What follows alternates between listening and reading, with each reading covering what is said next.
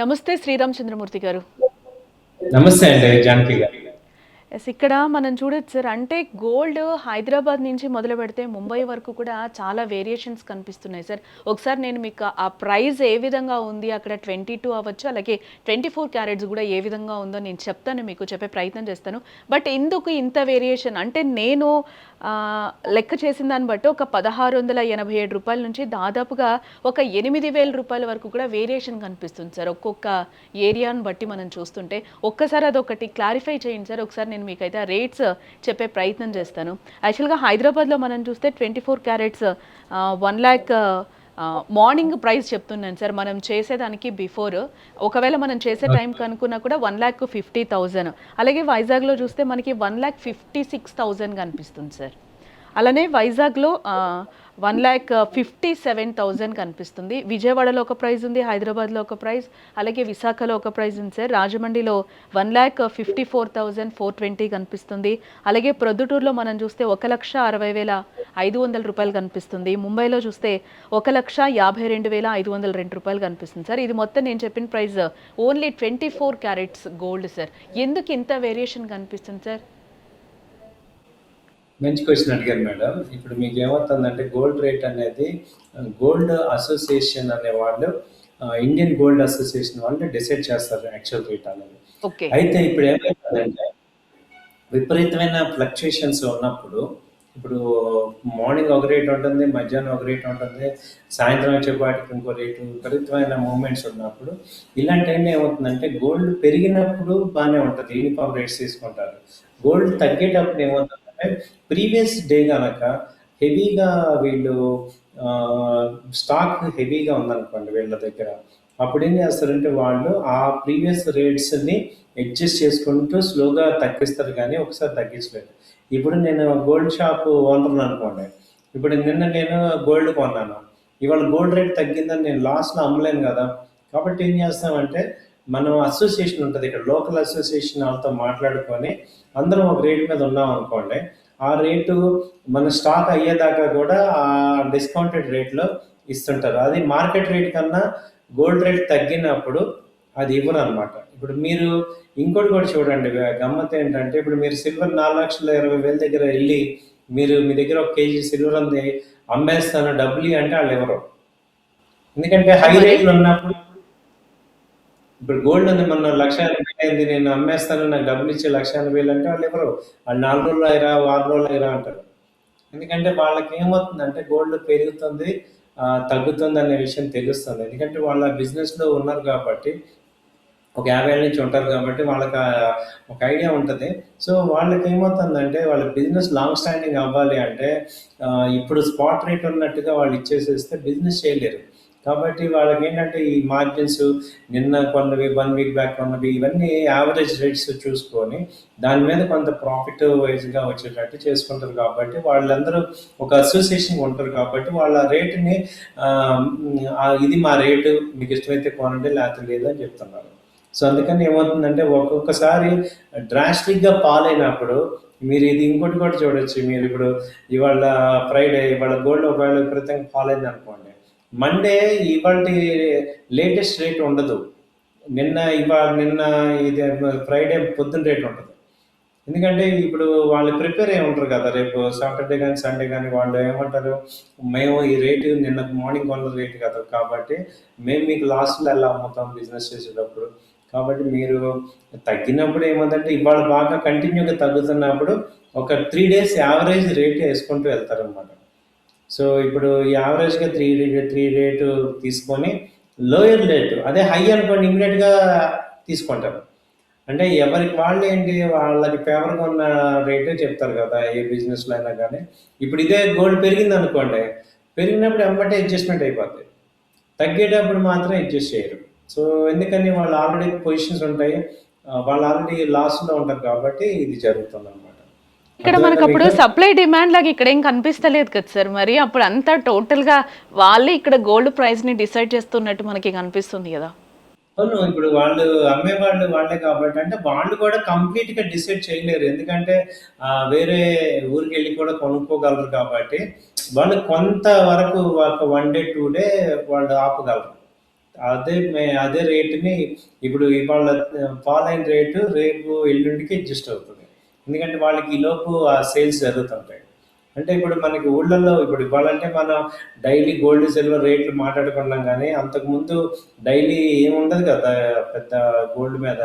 అక్కడికి వెళ్ళి మనం షాప్కి వెళ్ళి కొనుక్కుంటాం, ఏదో కాస్త బార్గెన్ చేసుకుంటాం, ఇచ్చేస్తారు. సో ఇప్పుడు ఇంత ఫ్లక్చుయేషన్స్ కూడా వాళ్ళకి లేవు. లాస్ట్ 3-4 మంత్స్ నుంచే బాగా ఉన్నాయి ఫ్లక్చుయేషన్స్. కాబట్టి ఏమవుతుందంటే డెడ్ గోల్డ్ అయిపోద్ది కదా వాళ్ళకు కూడా. సో బిజినెస్ వాళ్ళు రన్ చేయలేరు అలా. రోజుకో గంటకో రేట్ ఉంటే పెరిగినప్పుడు ఓకే, కానీ తగ్గినప్పుడు ఆ లాస్. ఎందుకంటే చాలా హెవీ క్వాంటిటీలో వాళ్ళు కొంటారు కాబట్టి వాళ్ళ పాయింట్ నుంచి కూడా ఆలోచిస్తే కరెక్టే అది. ఎందుకంటే ఓకే. ఇప్పుడు వినియోగదారుడికి వేస్తారు కానీ వాళ్ళు ఉండేది బిజినెస్ ప్రాఫిట్ కోసం ఇంకా చేసేది. కొంత ప్రాఫిట్ ఉండాలి కదా ఫ్లక్చుయేషన్స్ అప్పుడు. సో అందుకని ఏం చేస్తారంటే వాళ్ళు ఇంతకన్నా తక్కువ రేట్ అంటే వాళ్ళందరూ ఒక యూనిఫామ్ అయిపోయి మేము మా దగ్గర లేదు ఈ రేట్, ఇదే రేట్ అయితే అమ్ముతాం అని చెప్తాం. సో ఎమర్జెన్సీ ఉన్న వాళ్ళందరూ తీసుకుంటారు అప్పుడు. సో అలా జరుగుతుంది. 22 కూడా సేమ్ వేరియేషన్ కనిపిస్తుంది సార్. మన హైదరాబాద్ నుంచి స్టార్ట్ చేస్తే 1,41,000, 1,44,000, 1,41,000, 1,39,000 ముంబైలో కనిపిస్తుంది సార్. చాలా తక్కువ. అంటే ఇక్కడ మధ్యలో మనకి ఏంటి, ఎవరు ఎక్కడ గోల్డ్ కొనుక్కుంటే బెటర్? ఇప్పుడు హైదరాబాద్కి వచ్చే వరకు మనం ఇక్కడ ఉన్నాము, మనం ఇక్కడ రేట్ చూస్తే ఒకలాగుంది, లాస్ట్ ముంబై చూస్తే ఒక ప్రైస్ కనిపిస్తుంది, చాలా లీస్ట్లో కనిపిస్తుంది, చాలా తక్కువ కనిపిస్తుంది. ఇట్లా ఫిగర్స్ వైజ్ మనం చూస్తుంటే చాలా వేరియేషన్ కనిపిస్తూ ఉంది. అవునండి, మీకు ఇంకా అంతకన్నా బెస్ట్ రేట్ ఢిల్లీలో ఉంటుంది. ఢిల్లీ ఇంకా తక్కువ రేట్ ఉంటుంది. ఎందుకు సార్ మరి అక్కడ అంత తక్కువ మరి? ఇంటర్నేషనల్ రేట్ అక్కడ వచ్చేస్తుంది, ఆ తర్వాత ముంబై రేట్ వస్తుంది. అంటే అక్కడ టర్న్ ఓవర్ ఎక్కువ ఉంటుంది. ఇప్పుడు నాకు సేల్స్ ఎక్కువ ఉన్నాయి అనుకోండి, నేను అడ్జస్ట్ చేయగలను రేటు. ఇప్పుడు నా దగ్గర సేల్స్ తక్కువ ఉంటున్నాయి అనుకోండి, అప్పుడు నాకు లాస్ ఎక్కువైపోతుంది కదా.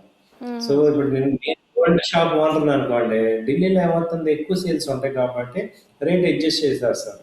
అక్కడి నుంచి మిగతా స్టేట్స్కి అక్కడి నుంచి వెళ్తాయి రేట్, కానీ ఆ గోల్డ్ కానీ అంతా ట్రాన్స్పోర్ట్ కానీ అంతా అటు వెళ్తుంది కాబట్టి ఎక్కువ హోల్సేల్ అంతా కూడా అక్కడ ఉంటుంది, ఢిల్లీ తర్వాత ముంబై. So okay. వీళ్ళ నుంచే మనకి గోల్డ్ వస్తూ ఉంటుంది కాబట్టి అక్కడ రేట్ ఫస్ట్ అడ్జస్ట్ అవుతుంది, ఆ తర్వాత మెల్లగా వస్తూ ఉంటుంది. ఇప్పుడు హైదరాబాద్ నెక్స్ట్ వస్తుంది, హైదరాబాద్ తర్వాత అక్కడి నుంచి గోల్డ్ నెక్స్ట్ మన ఆంధ్ర తెలంగాణ అన్ని కూడా అన్ని ప్రాంతానికి వెళ్తుంది కాబట్టి ఇక్కడ ఫస్ట్ రేట్ తగ్గి తర్వాత అలా స్లోగా కింద నెక్స్ట్ సిటీస్కి అలా రేట్ తగ్గించుకుంటూ వెళ్తారు. అంటే ఇప్పుడు మనము తెలంగాణ, ఆంధ్ర చూసుకున్నాం అనుకోండి సార్, ఏ ప్రైస్ తీసుకొని ఇక్కడ మనం ఒక రేట్‌ని ఫిక్స్ చేస్తామని అనుకోవచ్చు అంటారు సార్? ఇప్పుడు మీరు ఢిల్లీలో మెయిన్‌గా ఫస్ట్ తగ్గుతుంది అని చెప్పారు కదా! మనం అప్పుడు ఏ క్యాలిక్యులేషన్‌తో మనం ఇక్కడ ఆ రేట్ ఫిక్స్ చేసుకుంటాం sir? At the same time తర్వాత కూడా మనకి క్లోజింగ్ టయానికి కూడా ఒక ప్రైస్ ఉంటుంది కదా! ఇప్పుడు మీకు గోల్డ్ అసోసియేషన్ అనే ఒకటి ఉంది, అది నెట్లో కూడా కొట్టుకోవచ్చు, ఇండియన్ గోల్డ్ అసోసియేషన్. అది అందులో ఉన్న రేటు మెయిన్ రేట్ అన్నమాట. అయితే ఆ రేట్ ఏమవుతుందంటే అందరూ స్పాట్లు ఇవ్వలేరు. ఎందుకని ఆల్రెడీ నా దగ్గర గోల్డ్ ఉంది. ఆ గోల్డ్ ఉంది కాబట్టి ఇప్పుడు నా దగ్గర ఉన్న స్టాక్ వెళ్ళాలి కదా.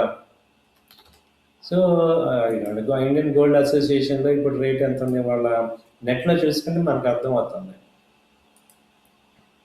సో ఇప్పుడు ప్యూరిటీ మనం మామూలుగా చెక్ చేసుకుంటే మీరు అడిగారు కాబట్టి ఇప్పుడు 24 క్యారెట్ గోల్డ్ వచ్చి ప్రెసెంట్ రేట్ వచ్చి 1,53,000 ఉంది.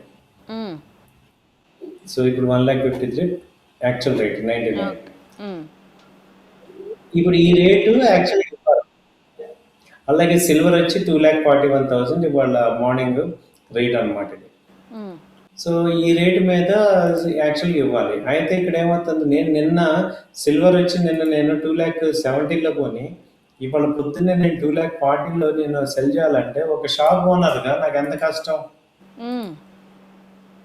నేను ఒక షాప్ ఓనర్, నా దగ్గర స్టాక్స్ మరి నేను కొని అమ్మాలి అంటే నేను మరి డైరెక్ట్గా ఇప్పుడు నా దగ్గర ఒక 100 కేజీలు వెళ్తుంది అనుకోండి ఎవ్రీ డే, లేదా ఒక 2 కేజీలో ఒక 5 కేజీలు గోల్డ్ వెళ్తుంది అంటే నాకు డైరెక్ట్గా 1,00,000 లాసే కదా. కాబట్టి నేనేం చేస్తానంటే 1,00,000 లాస్ని కొంత రేటు తగ్గించుకుంటూ వస్తాను, హ్మ్. కాంపెన్సేట్ చేసుకుంటూ వెళ్తాను. అలా ఇప్పుడు ఈ 2,41,000 కాకుండా నేను నిన్న 2,90,000 ఉంది, ఇప్పుడు సడన్గా మీకు 2,40,000 వచ్చింది అంటే 50,000 రూపీస్ డిఫరెన్స్. నాకు తెలియదు కదా రేటు. ఇప్పుడు నేను 50,000 రూపాయలు ఇప్పుడు కొనేవాడికి నా దగ్గర నుంచి కొనేవాళ్ళకి నేను లాస్కి అమ్ముతానా? నేను అమ్మనంట. మ్మ్. కానీ నేను షాప్ ఓపెన్ చేయగానే వచ్చిన వాళ్ళకి నేను ఆన్సర్ చెప్పాలి. కాబట్టి మేము సిటీలో ఉన్న వాళ్ళందరం కలిసి ఇలా అందరికీ ఇదే ప్రాబ్లం కాబట్టి ఇప్పుడు చిన్న చిన్న టౌన్స్లో ఏముంటాయి, దాదాపు కొన్ని ఒక 10 షాపులు ఒక 50 షాపులు ఉంటాయి కాబట్టి వాళ్ళందరూ మాట్లాడుకొని అక్కడ పెద్దవాళ్ళు డిసైడ్ చేస్తారు రేటు. ఈ రేటుకి వాళ్ళు అమ్ముదాం మనం అని. ఆ రేట్ ప్రకారం వాళ్ళు అమ్ముతారు. అలా కొంత లాసెస్ అనేది చేసుకుంటారు. ఓకే. సిల్వర్ కూడా సేమా సార్ మరి? సేమ్ అదే. తగ్గేటప్పుడు ఏమవుతుందంటే, తగ్గేటప్పుడు రేట్లు ఒకసారిగా తగ్గించరు. పెరిగేటప్పుడు ఓకే. పెరిగేటప్పుడు వాళ్ళకి బెనిఫిట్. తగ్గేటప్పుడు నేను షాప్ ఓనర్‌ని కాబట్టి నేను ఎక్కువ లాస్ పర్సెంటేజ్ ఎక్కువ ఉంటది. కాబట్టి స్లోగా జరుగుతుంది. ఇది కామనేనండి. ఇవాళ మీకు హైలైట్ అవుతుందేమో గానీ, మామూలుగా ఇదే కాదు, మీకు ఎగ్ రేట్ కూడా మారుతది. ఓకే. పల్సెస్ రేట్ కూడా మారుతుంటాయి. హోల్సేల్ రేట్లు అన్నీ కూడా రేట్లు మారుతుంటాయి. ఇది అంటే చాలా హెవీగా ఉంటది కాబట్టి డిఫరెన్స్ మనం ఇదవుతున్నాం కాబట్టి మామూలుగా చాలా మీట్ రేట్లు అన్నీ కూడా కొన్ని మారుతూ ఉంటాయి. Okay. Right common. Sir. Thank you so much.